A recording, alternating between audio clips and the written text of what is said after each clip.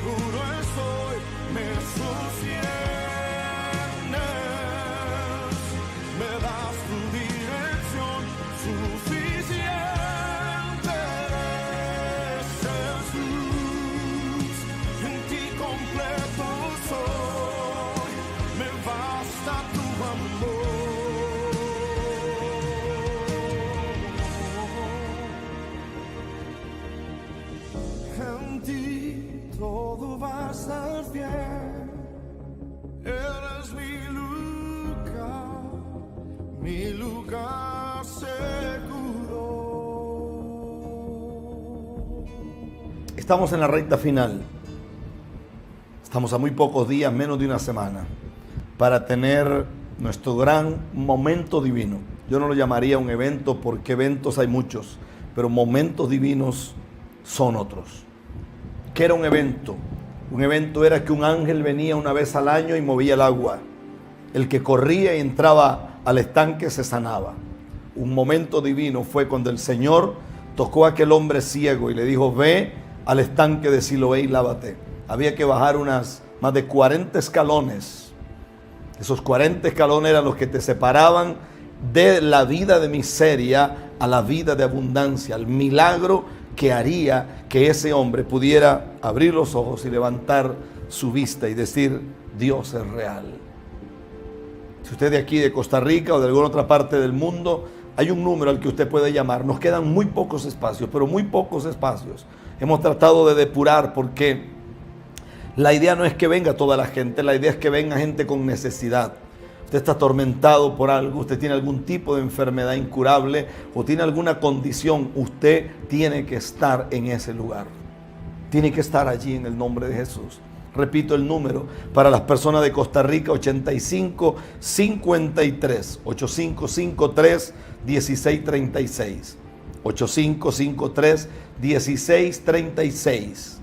Y las personas a nivel internacional, si son de Estados Unidos, entonces sería un más y un 1, más 1 506 506 más 1 506 8553 1636. Y si no, y usted es de Sudamérica o de Centroamérica, entonces usted puede poner nada más el más 506 8553 1636.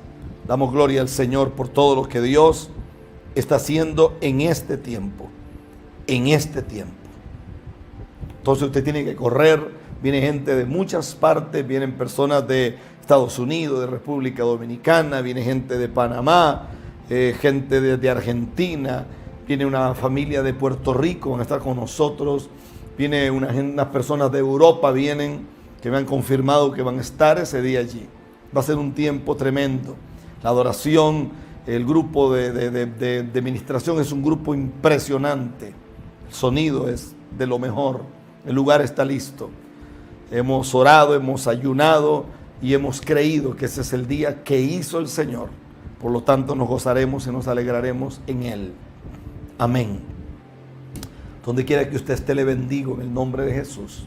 Donde quiera que usted esté, yo levanto mis manos y oro para que la palabra de este día pueda ser tan poderosa, pero tan poderosa,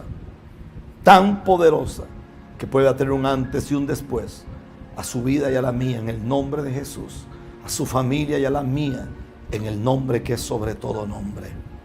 Yo lo creo, en el nombre de Jesús, en el nombre que es sobre todos los nombres, el nombre del Rey de Reyes y el nombre del Señor de Señores. Para la gloria de Dios sea hecho. Recibí una palabra que me sacudió. Y esta palabra la tengo aquí. Esta palabra a mí me revolucionó. Y empecé a hacer algunas notas. Y quiero que usted me escuche, porque estoy compungido por muchas cosas. Quiero que nos remontemos a uno de los días más oscuros en la historia de Israel. Un día en particular. La Biblia enseña que una viuda que no registra el nombre, la podemos llamar la viuda desconocida. Dice que ella se detuvo frente a una realidad. Había otra cantidad de viudas cerca de ella que posiblemente lloraban igual o peor que ella. El dolor era tan grande. Ella está frente a una realidad que nunca en la historia de la Biblia se había registrado algo parecido.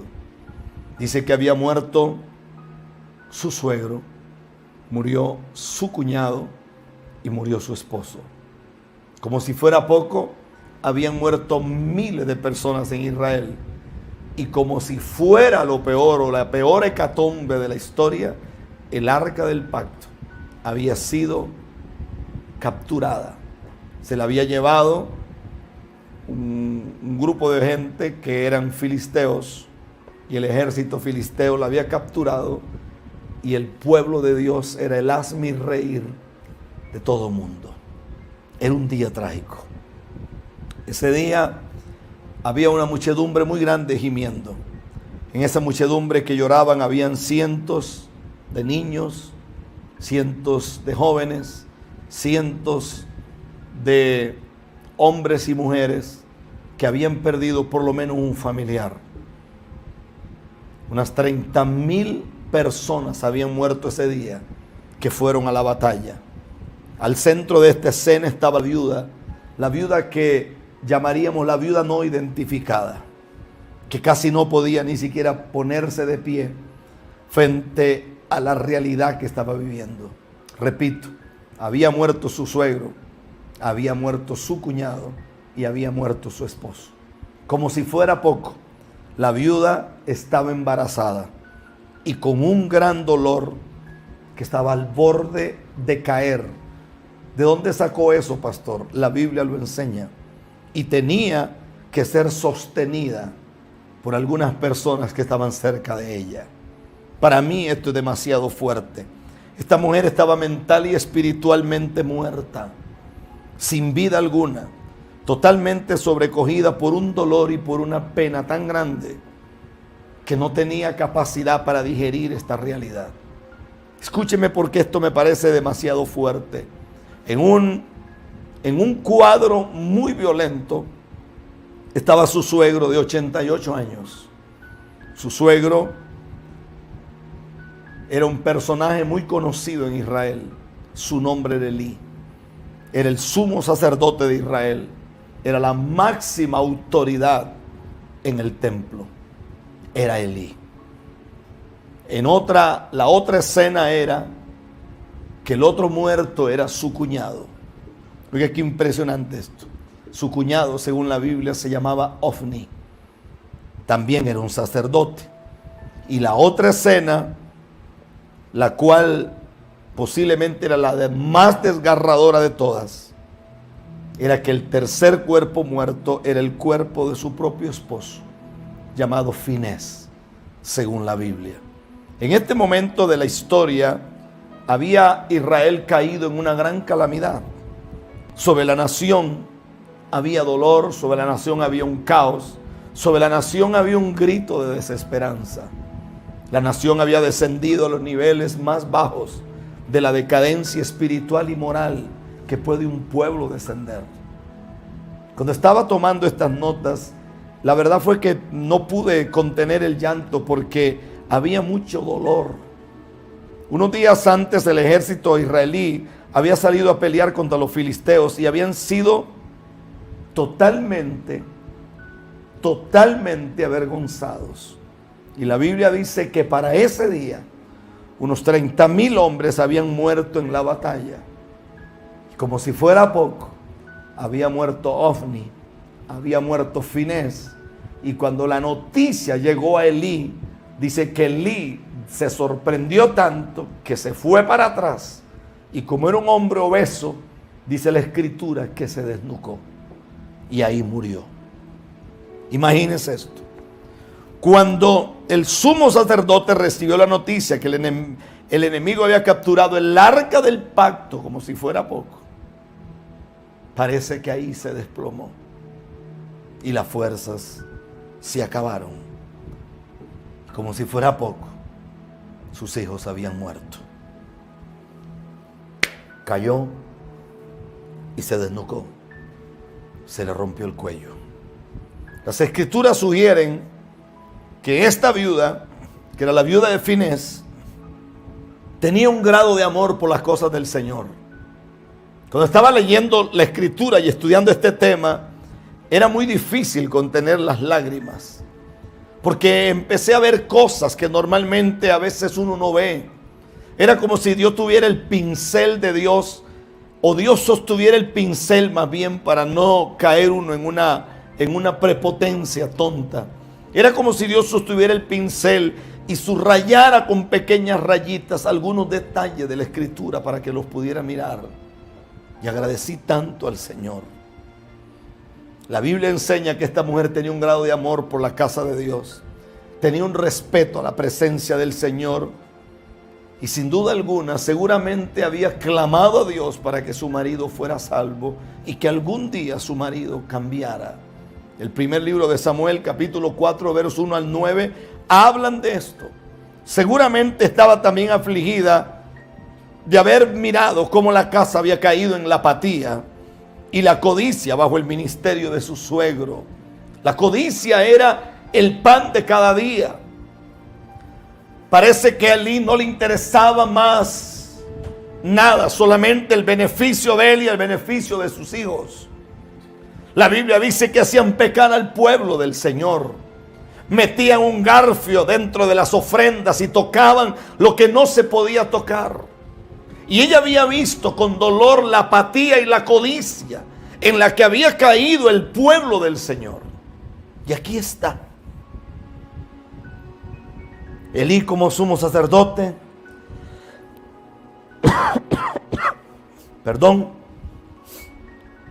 los pastores de Dios regularmente tornaban ojos ciegos a toda clase de pecado. El mismo hijo de Elí, Ofni, fue un sacerdote malo que pecaba dentro de los muros de la casa de Dios. Finés también era un sacerdote deslizado y adúltero, lleno de lujuria rampante, que trajo tal vergüenza al templo por años. Su pesarosa esposa había vivido con la advertencia profética. Posiblemente temblaba en algunos momentos, porque la gente de Dios, aunque muchas veces guarda silencio, tiene un temor reverente sobre lo que algún momento Dios dijo, y saben que aunque Dios tarde, Dios cumplirá lo que dijo. Y esta mujer seguramente había oído cuando Dios había traído un profeta que también era desconocido. Curiosamente no era un personaje de esos personajes famosos. No aparecía en la galería de los profetas menores ni profetas mayores. No tenía el linaje de un Isaías. No poseía el manto de un Elías. No tenía el testimonio de un hombre como Jonás. No tenía la evidencia de un Daniel. No tenía ni siquiera la perspicacia que tenía un Jeremías. No tenía la gloria ni la doble porción que tenía un Eliseo. Pero este profeta desconocido llegó un día, y el segundo libro de Samuel, capítulo 2, versos 33 y 34 dice: y todos los nacidos en tu casa morirán en la plenitud de la edad. Te será por señal esto que acontecerá a tus dos hijos, Ofni y Finés, ambos morirán el mismo día. Eso dice Primera de Samuel. Parece que esta mujer conocía esa profecía. Parece que esa profecía no fue tomada en cuenta. Porque qué cosa más trágica es tener una gran palabra en medio de gente que ni siquiera agradece cuando Dios está hablando. Qué cosa poderosa es cuando tú tienes un auditorio como ustedes, que son como esponjas secas que absorben todo. Qué bendición más grande cuando uno tiene gente con un espíritu afable, cuando uno está delante de un pueblo que ama estas cosas, cuando uno está delante de gente que quiere al Rey de Reyes, que anhela al Espíritu Santo, que da gloria a Dios por lo sobrenatural, que quiere y gime por esta bendición. Pero qué tragedia más grande es cuando tú sabes que Dios te dijo algo y el que tenía que enderezar su camino sigue torcido. Y después usted los oye hablando, y hablando de esto y hablando de lo otro, cuando los frutos de su espíritu dicen todo lo contrario. Eso para mí es una de las grandes tragedias. Seguramente ella entraba al templo a orar, o se quedaba por ahí afuera, porque en ese tiempo las mujeres no podían entrar al templo. Y seguramente ella era parte de un equipo de intercesores. Seguramente ella era parte de un grupo de mujeres piadosas que sí se les permitía hacer algunas cosas. Era la esposa de uno de los sacerdotes. Era la nuera del sumo sacerdote de la casa de Dios. El hombre con mayor autoridad en una nación después del rey. Y a nivel religioso era la autoridad más grande que había. Pero se había deslizado. y con él se deslizaron sus hijos. Se hizo de la vista gorda al pecado y a la inmundicia que había llegado a la casa de Dios. Y apareció un profeta que no tiene ni nombre. Y le dijo a Elí un día: Dios te había dicho que te daría una casa firme, pero Dios no lo hará. Dios no lo hará. Y todo lo que hoy tienes, no lo tendrás después. Tus 2 hijos morirán y será una señal. Y el que quede vivo de tu simiente quedará para llenar tus ojos de dolor. Quiere decir que hay gente que quedará viva para vergüenza. Y hay gente que morirá porque lo único que puede ocurrir en su vida es la muerte. Y mientras leía esto empecé a temblar, porque imagina el dolor increíble que esta viuda llevaba ahora a la tumba. Su esposo había seducido gente. A saber cuántas mujeres estaban embarazadas de su propio marido. A saber cuánta gente no había vuelto al templo por la vida que tenía su cuñado. A saber cuánta gente no quería saber nada de Dios en Israel por la conducta de Elí, que era su suegro. Y esta mujer hoy no solamente está frente a 3 cuerpos muertos, sino que escucha el llanto de miles y miles, porque han muerto 30,000 hombres. Esos hombres tienen esposa, tienen hijos, tienen papá, tienen mamá, tienen hermanos, tienen sobrinos, tienen tíos, tienen abuelos. Y toda una nación está en un gran dolor, pero como si fuera poco, había una caja de madera que era de madera de acacia, recubierta de oro, que tenía una tapa llamada el propiciatorio, y dentro de ese cajón habían algunos elementos que eran proféticos. Y tenía un par de querubines con sus alas entrelazadas.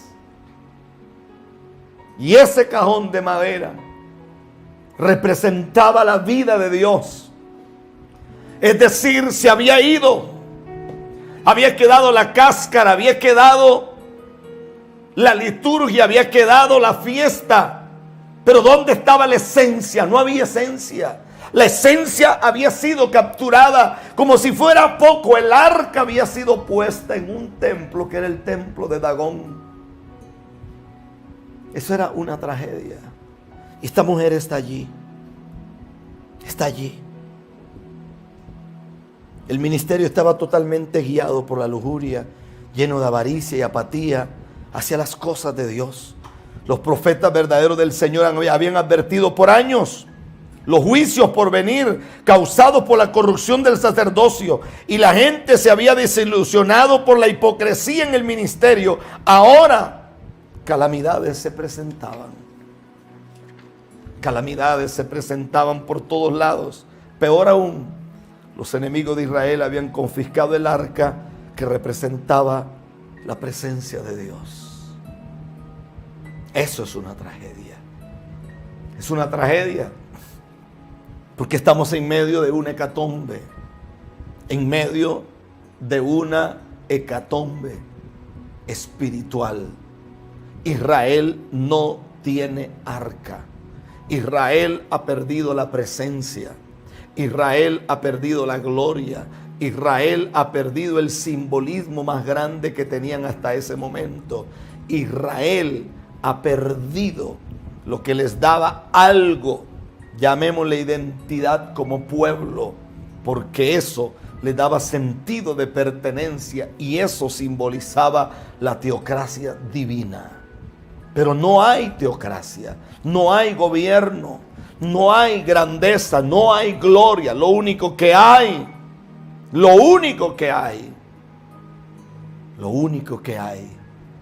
es un recuerdo.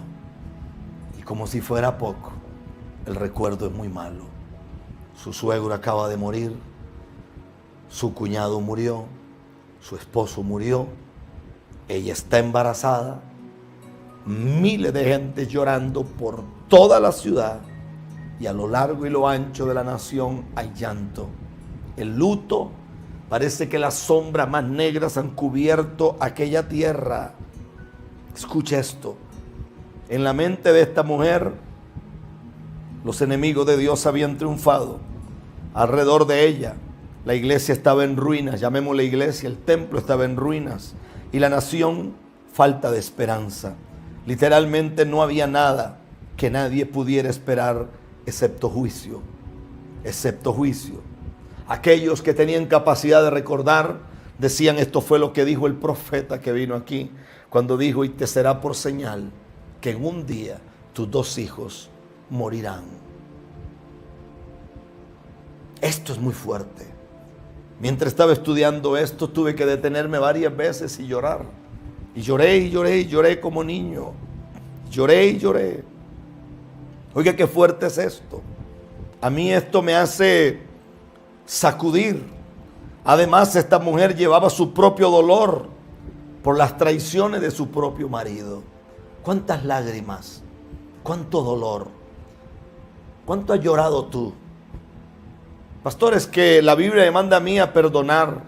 Y ya perdoné la infidelidad de mi esposo. Ya le perdoné una vez, le perdoné 2 veces. El problema es que parece que hay un momento en que se cruza una raya. Y cuando esa raya se cruza, el juicio es lo único que viene. Esto a mí me hizo levantar las manos. Ahora, frente a toda esta realidad, hay que sepultar miles de cuerpos. ¿Cómo se sepultan cuerpos cuando no tienen ni fuerzas? Porque parece que las lágrimas como que lo debilitan a uno. Y en medio de todo este dolor, mire qué fuerte es esto. La Biblia dice que cuando oyó el rumor de que el arca de Dios también había sido tomada y que su suegro y su marido habían muerto, dice que se inclinó y dio a luz, pues le sobrevinieron sus dolores de repente. Eso lo dice Samuel capítulo 4 verso 19 y verso 20, primer libro de Samuel. Y dice que una mujer se acerca y le dice: no tengas temor, porque has dado a luz un hijo. Y era que entre los judíos, o entre estos pueblos, por lo menos entre el pueblo de Israel, existía la creencia que cuando Dios te daba un hijo, estamos hablando del género masculino, cuando Dios te daba un hijo era porque Dios te había visitado, porque Dios te había colmado de favor y tú habías hallado gracia ante los ojos de Dios. Y cuando la ven parir ahí mismo en el polvo, ahí no hay parteras, ahí no hay agua tibia, ahí no hay sábanas, ahí no hay un lugar propicio. La mujer se inclinó y se le vino el muchachito, se rompió la fuente y se vino el bebé. Nadie estaba preparado. Donde había algo cauterizado, donde había algo para cortar ese cordón umbilical. Sin embargo, en medio de aquel dolor que seguramente lloraban y gritaban y se lamentaban, pero alguien le dijo: no tengas temor, porque has dado a luz un hijo. Me parece ver a esta mujer temblando. Me parece verla sollozando. Me parece verla sin fuerzas. Me parece verla llena de angustia. Me parece verla en una crisis emocional tan grande, donde temblorosa no sabe qué hacer. En medio de aquello, ella trata de caminar, pero no puede. Las piernas le flaquean, las quijadas le titiritean, sus ojos hinchados y enrojecidos de tanto llorar. Seguramente su cabello un poco enmarañado porque no ha tenido tiempo para peinarse. Y las 2 mujeres que van a la par de ella y la sostienen para que ella pueda estar frente a aquella realidad. Ella sabía que Dios había hablado un día y que Dios dijo que la señal sería esa. Pero parece que el dolor se hizo más grande. Porque a pesar de que tenía dolor de que murió su suegro, su cuñado y su esposo, ahora el dolor es muy grande. Porque el arca de Dios ha sido capturada. A nosotros nos escribe gente todos los días que dicen: pastor, la presencia de Dios se fue de mi vida. Pastor, yo levanto las manos, yo grito, yo canto, yo hago muchas cosas, pero la realidad es que me estoy muriendo. Pastor, estoy en una agonía muy grande. Yo me estoy muriendo, pastor. Me escriben pastores alrededor del mundo que dicen: el fuego de Dios se fue de mi vida. ¿Qué hago? ¿Qué hago? Era el escenario. Era el escenario. Alguien le dice: no tengas temor porque ha dado a luz un hijo. En otras palabras, levanta tu ánimo porque Dios te ha bendecido. Había muchas otras mujeres ante una escena parecida. Sus esposos habían muerto en la batalla. Posiblemente alguien trató de alentar a la viuda de Finés diciéndole: alégrate, hay esperanza para ti ahora, un comienzo totalmente nuevo con este bebé. El varón, Dios no te ha olvidado después de todo. Vieron que en medio de todo el muerte y caos que había, parece que a ella no la levantó nada. Era tan grande el dolor. Pero la viuda de Finés ya se había convencido a sí misma: el Señor me ha abandonado. Y había depuesto sus armas. Miró toda la calamidad, la apostasía, la ruina. Mis plegarias no han sido escuchadas. Tenía fe que este hombre cambiaría algún día. Tenía fe que este hombre algún día se volvería al Dios de los cielos y sería un verdadero sacerdote de Dios. Tenía fe que este hombre honrara a su esposa, que honrara su casa, que honrara su familia. Tenía fe. Estaba totalmente inconsolable. Aún después de dar a luz, la Biblia dice que se negó a mirar a su bebé. Ni siquiera lo miró. Ni siquiera lo miró. Sus últimas palabras antes de morir, porque la Biblia dice que murió, fueron: y llamó el nombre del niño Icabod, diciendo: la gloria ha sido desterrada de Israel. O como lo dirían otras versiones, la gloria ha sido avergonzada y pisoteada y ha sido traspasada. Porque ha sido tomada el arca de Dios. Primer libro de Samuel, capítulo 4, verso 21 y 22. Simplemente abandonó la pelea y con eso murió. Creo que la causa real de la muerte de esta mujer sufrida fue la desesperanza miserable en la que ella vivía. Aún hoy en día la palabra Icabod significa la pérdida de la presencia de Dios y la ausencia de la esperanza para su pueblo. Icabod, Icabod, Icabod. ¿Sabe qué dice la Biblia? Dice que Sansón, el Espíritu de Dios se había apartado de él y Sansón no lo sabía. No lo sabía. Qué tragedia es andar buscando aceite como las 5 vírgenes, cuando debieron de haber tenido aceite, no andar buscando lo que ya tenían que tener. Qué tragedia es cometer uno y otro y 20 y 50. Yo no sé cuál es el límite de errores o de pecados que uno comete, pero hay un momento en que uno cruza una raya y Dios se aparta. Dios se aparta. En su desesperación y dolor, la viuda que no tiene nombre parece que nos habla a nosotros hoy. Cada hijo de Dios enfrentamos las mismas 3 corrientes de dolor que enfrentó la viuda de Finés. Y anótelo si puede. El primer dolor que llevamos los intercesores y que amamos y tenemos pasión y que amamos la condición de las naciones y queremos que algo ocurra. El primer dolor que tenemos es por la condición de nuestra nación.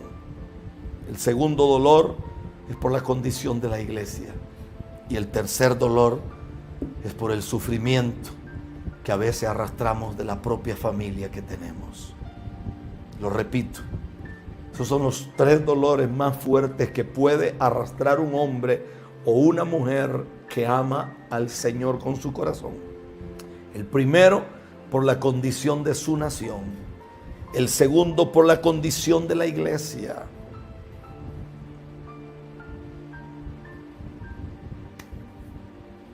Me ha escrito mucha gente de Colombia que aprobaron la corte una ley sobre el aborto y que ya no es penalizado y toda una historia.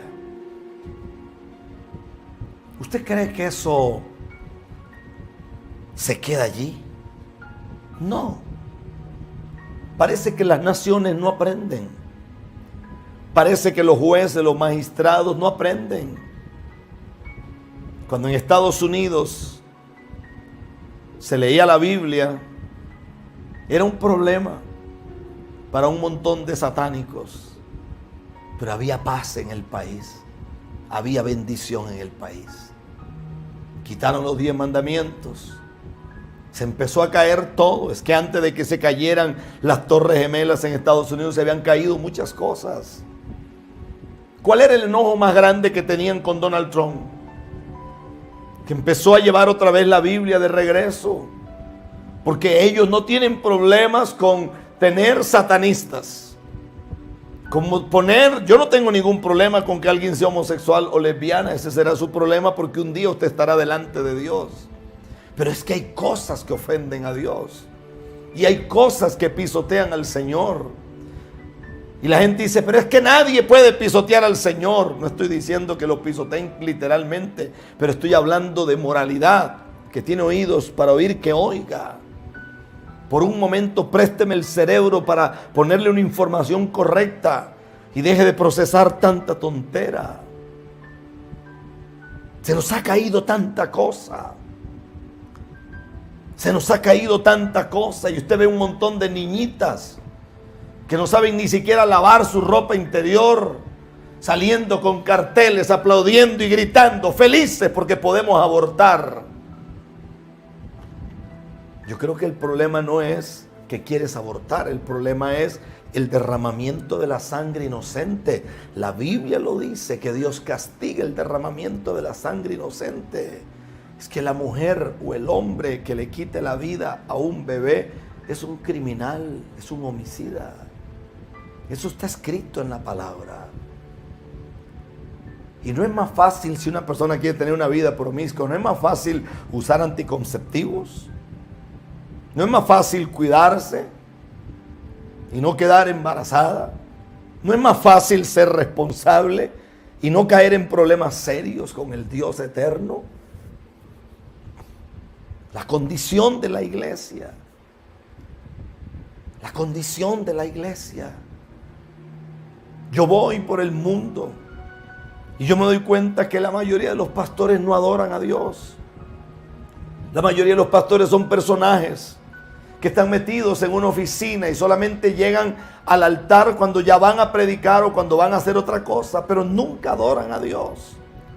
Porque están en su oficina hablando pavadas y hablando de esto y hablando de lo otro, pero nunca tienen tiempo para tirarse en el altar de Dios y adorar a Dios con el pueblo. La condición de la iglesia es crítica. La condición de la iglesia es caótica. Y el tercer dolor que llevamos casi todos es por la condición muchas veces de algunos familiares nuestros, que puede incluir mamá, papá, puede incluir hijos, puede incluir un abuelo, una abuela, puede incluir 1000 cosas. Escúcheme, porque esto es fuerte.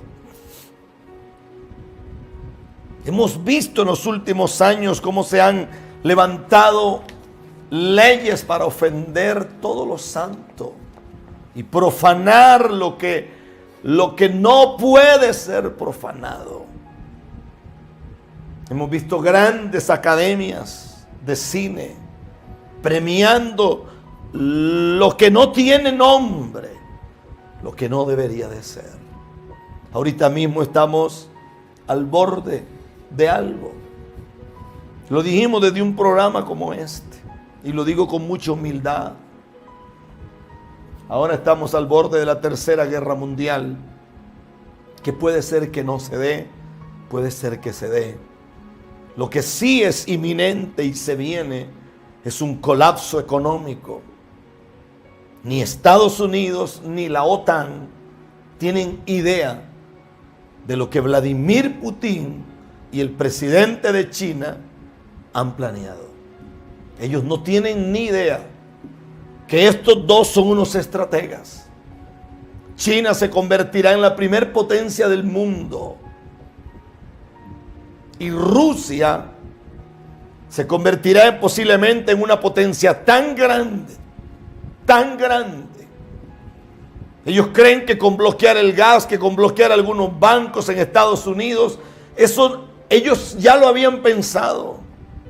Estamos al borde de un problema serio. La economía del mundo va a ser tocada. La economía del planeta va a ser golpeada. Wow. Santo Dios, ¿qué está pasando? Aleluya. Wow. Milagros y señales. Milagros y prodigios. Aleluya. ¿Y qué vamos a hacer? ¿Lo sabe usted o no lo sabe? La trompeta va a sonar pronto. Jesús regresa por su pueblo. Jesús regresa por su iglesia. Hemos cambiado la gloria de Dios por locuras. Aquí a Costa Rica hace años venía una gente con un show de lucha libre. Y entonces cambiaban el púlpito y convertían los púlpitos y los altares de las iglesias en rines. Escupían sangre falsa sobre la gente. Y la gente se volvía loca porque los tipos rompían cosas y hacían una destreza de fuerza. Y no, es que Dios nos está llevando a evangelizar. Por amor a Dios. Por amor a Dios. Búscame los millones. Búscame los millones y millones de almas que se han convertido a Jesús y hoy están dando frutos dignos de arrepentimiento. No uno ni dos, millones. A través de los conciertos que se hacen, donde los únicos beneficiados son los que cantan. Como dijo David Wilkerson, me gustaría escuchar música que no ponga a la juventud a temblar, ni a gritar, ni a saltar.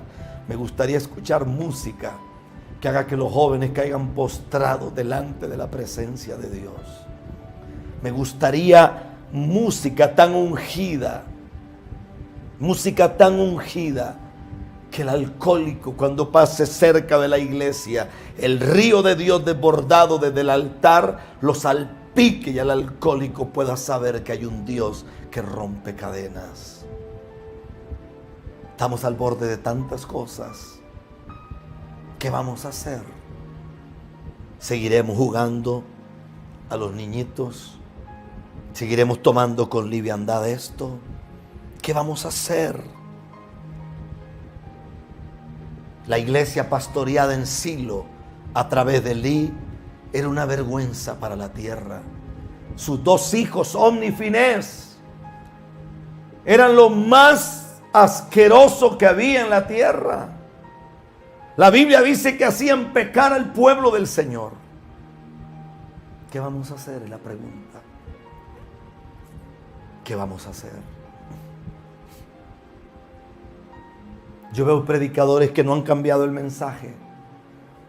Siguen hablando que no sé qué, que no sé cuánto, que esto y que el otro.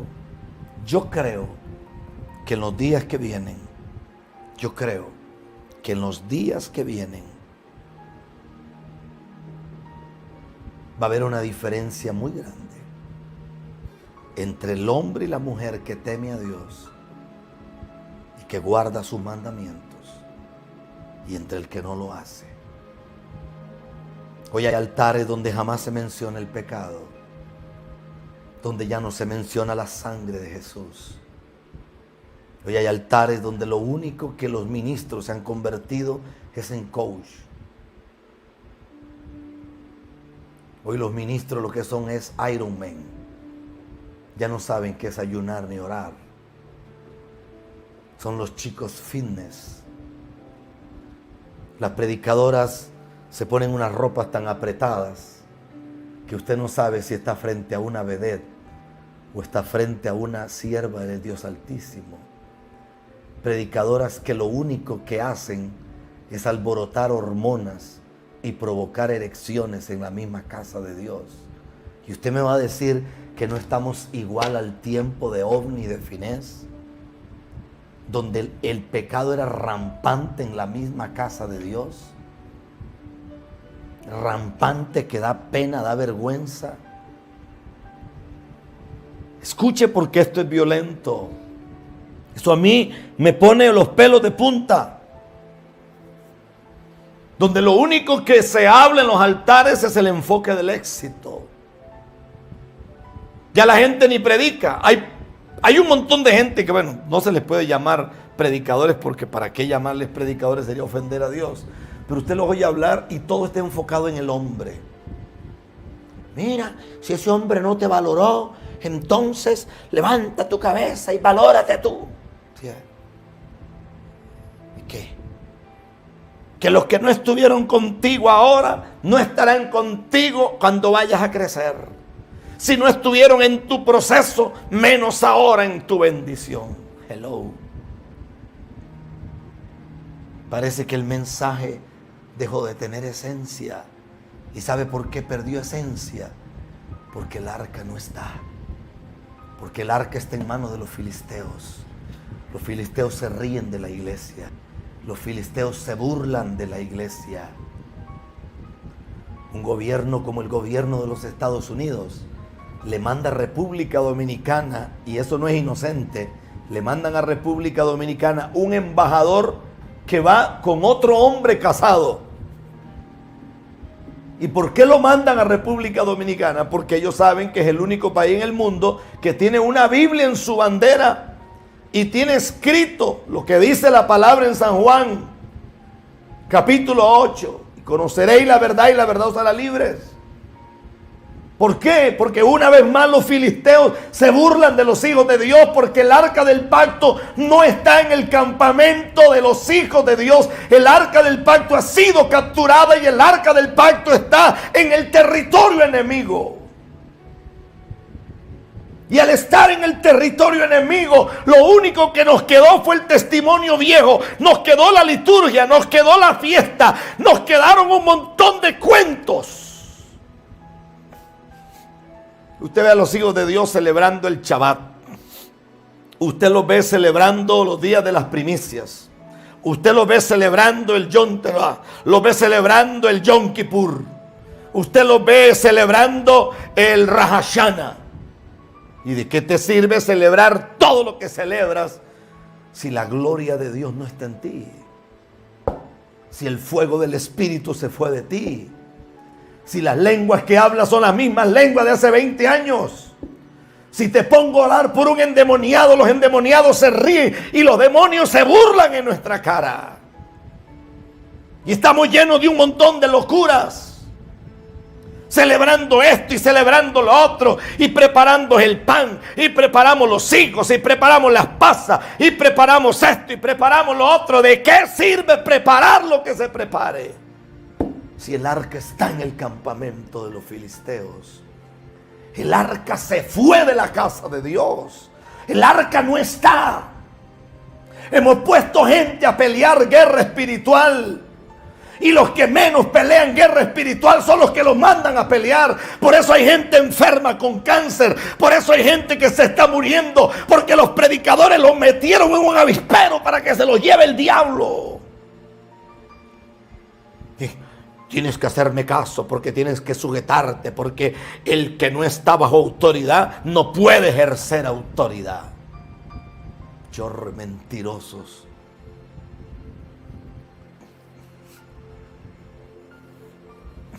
Y usted ve los ministerios de alabanza cantando por 1 hora y no mueven nada. No mueven nada porque están secos. Están muertos de la cabeza a los pies. La iglesia está llena de apatía, de avaricia, de egocentrismo, de enfriamiento del corazón. Hay tanto dolor en la iglesia. Usted ve gente piadosa, gente que ama a Dios, los mandan a callar. Cállese, gente que tiene visiones de Dios, cállese, porque usted nunca dice nada que sirva. Porque aquí lo que hay que hacer es aplaudir todo para que todo el mundo esté feliz. Dios envía un profeta y dice algo fuerte y le cierran las puertas. Llegó un predicador de África a predicar a una pequeña ciudad en República Dominicana llamada Higüey. Y ese hombre dijo: en este momento va a caer un montón de gente endemoniada de los que están aquí en el altar. Y les dijo a los pastores de esa ciudad lo que nadie se atrevió a decirles nunca. Y ese mismo día, en la noche, cortaron la campaña. Porque mientras llegue un loco a decirles que vienen jipetas nuevas, que vienen carros nuevos, que vienen casa nueva, entonces todo el mundo dice amén, amén, gloria a Dios. Pero cuando llega un hombre que habla de parte de Dios, ese falso profeta, ese es hijo del diablo, a ese hay que vetarlo, a ese hay que hacerle lo malo.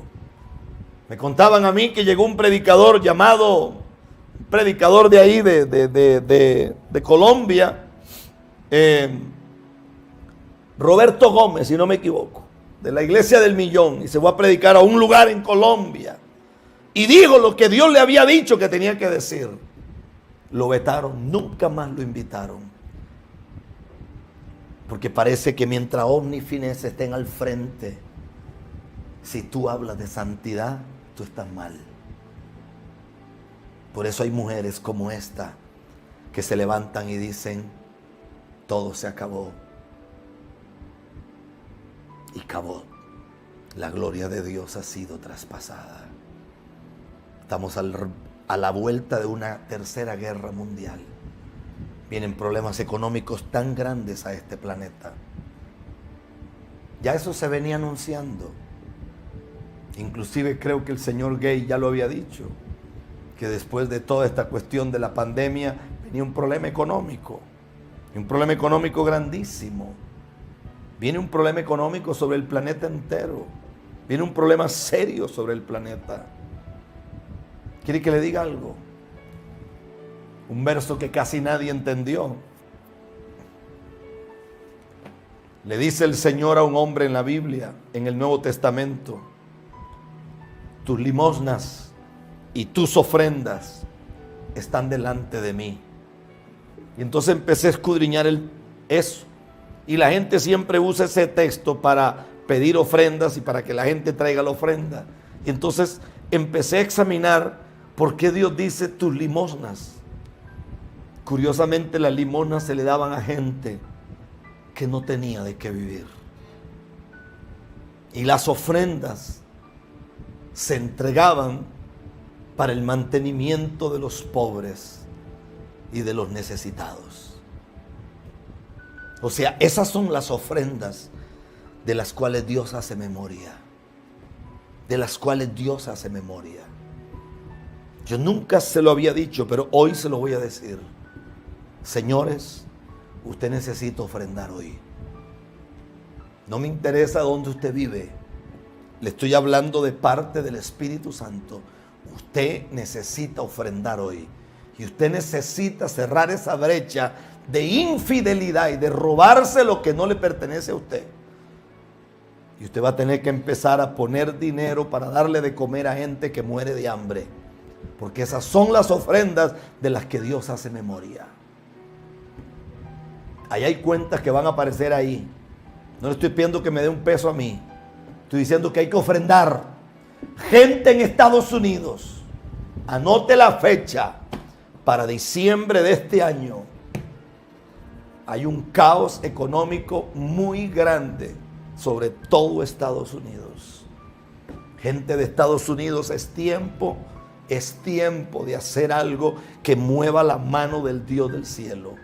Es tiempo de hacer lo que nunca en tu vida hiciste. Lo que nunca hiciste. Vea qué diferencia más grande. Job no era sacerdote. Job ni siquiera tenía llamado, diríamos. Job era un hombre X. Pero la Biblia dice que Job presentaba ofrendas por sus hijos. Por sus hijos. Pregunto, ¿cuál es el valor que tú le tienes a tus hijos? ¿Cuál es el valor que tiene tu familia y la mía? ¿Cuál es el valor que tienen tus hijos? Gente aquí en Costa Rica, sacúdase, porque lo que viene es fuego. Gente en Panamá, espabilese. Gente en Colombia, despabilese, porque lo que viene no es fácil. Esas son las ofrendas de las que Dios hace memoria. Si usted quiere que en el día que venga Dios haga memoria de sus ofrendas, es la hora que usted haga algo. Haga algo por su familia, haga algo por sus hijos. El arca será regresada. Y de eso voy a hablar en el próximo mensaje. El arca será regresada. El arca será regresada. Y Dios ha preparado a un Samuel y ha preparado un monte llamado Mizpa, que es el lugar de la restitución y es el lugar del sacrificio y es el lugar donde el filisteo volverá a quererse levantar para arruinar lo santo, pero no podrá, porque en este segundo vuelo del águila Dios va a sorprender este planeta.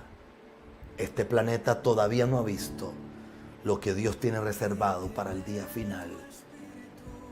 Los amo y los bendigo. Levante su mano y diga conmigo: Señor, perdóname. Sé que he perdido tu presencia, sé que he perdido tu gloria, sé que he perdido la presencia santa de tu Espíritu Santo. He perdido el temor a tu palabra y hoy me rindo a ti, Señor. Y te ruego que me limpies con tu amor y con tu bondad. Y te ruego que tu Espíritu Santo me unja de la cabeza a los pies. Toda enfermedad es echada fuera de los cuerpos en el nombre de Jesús. Y yo ordeno que hombres y mujeres empiecen a caer de rodillas, pegando gritos y clamando al Dios del cielo. Que entren en intimidad con el Santo de Israel. Y que vuelvan a las cámaras secretas. Y que volvamos a la senda de la pureza en el nombre de Jesús. Donde quiera que estés, te bendigo. No olvide el momento divino del 5 de marzo. 5 de marzo a las 10 de la mañana en punto. 10 de la mañana en punto. Ahí está toda la dirección. Aquí en San Pablo de Heredia. Un lugar precioso, fresco. El lugar es fresquito. Hay que llevar un abrigo bueno porque el lugar es fresco. Los bendigo en el nombre de Jesús. Se abrió una brecha muy grande y Dios nos está llamando a buscar su rostro. Bendiciones a todos. Soy el pastor Rafael Ramírez. Un abrazo gigante para ustedes. Les amo y les bendigo en el nombre de Jesús.